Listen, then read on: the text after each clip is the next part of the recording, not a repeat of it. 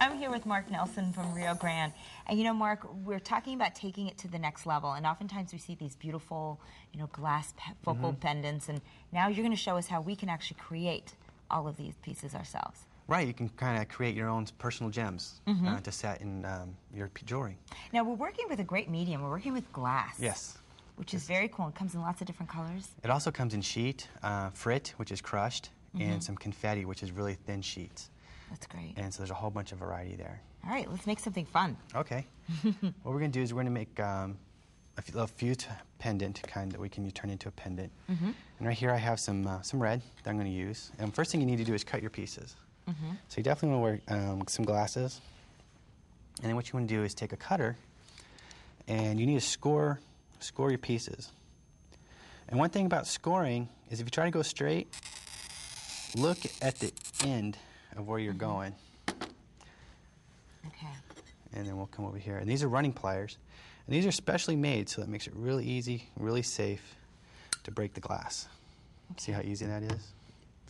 And you just keep doing that into the little pieces. Now, is there something specific with the glass that it has to be the same with the pieces? Is it a... Yes, it's called a COE, coefficient of expansion. Okay. And that's really important because different glasses expand and contract at different rates. And if you mix your COEs, your piece, even though it may look fine when you're done, it could be months down the road and it'll just break unexplainably. So from the beginning of your project, you need to make sure that they're the same. Exactly. Okay, that's good, good tip. The frit, the confetti, the sheet glass, die cork, all of it is the same 96 coefficient. Perfect. So once you have your pieces cut, you want to start with your base as your color, your base color. And it's really easy. All you're going to do is you're going to stack your pieces. Okay. And one thing that's a little bit important is that you want to pre-clean these. Take some Windex or some glass cleaner, and clean them real good. And then you're going to place them wherever you want, whatever looks good to you. Sky's the limit on this. It's a nice combination there. Sure, and you can even, this is the frit, which is crushed. This is a medium one. We have some coarse and fine. Confetti, so you can see how thin this is. You can stack it in here however you like. Do you have to glue them on or anything, or do they just, you don't have to keep them there? You don't have to, but you can.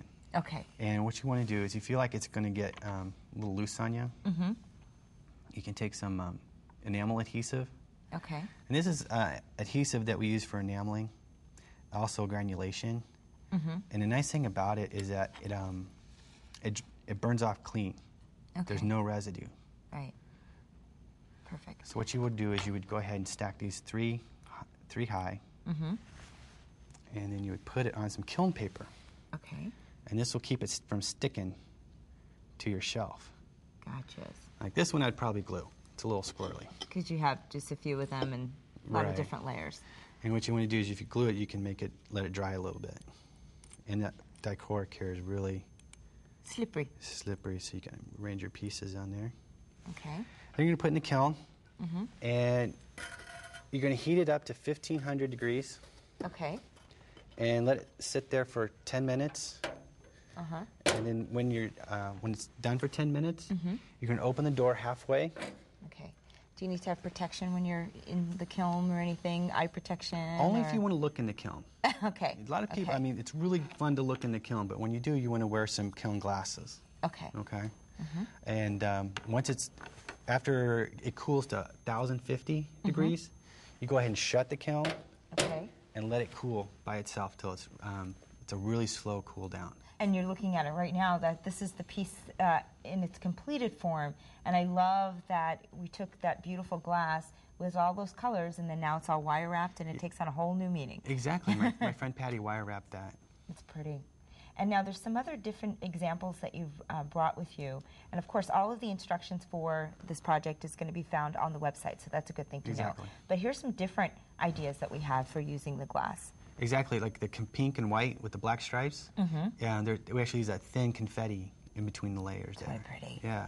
I like that. Very delicate. And you can see in the blue one over there, the middle layer was a sheet of dichroic glass that gives it that iridescence to it. It's a beautiful, beautiful design. And then also with the glass, you can obviously glue, you know, your bail onto it. Right. You can also use gold foil in between the layers. 24 karat though. has to be 24 karat or else it won't work. I have to say that's my favorite. I wonder why that is. Look at how pretty that is with that wonderful gold foil. And then, of course, you can make it into any design that you want. If you have a few of them on a bracelet, a few of them on a necklace, whatever it is. Anything you want. All great. Good. Perfect. Thank you, Mark. You're welcome. We'll be right back, and we're going to go on location next. Awesome. Love that.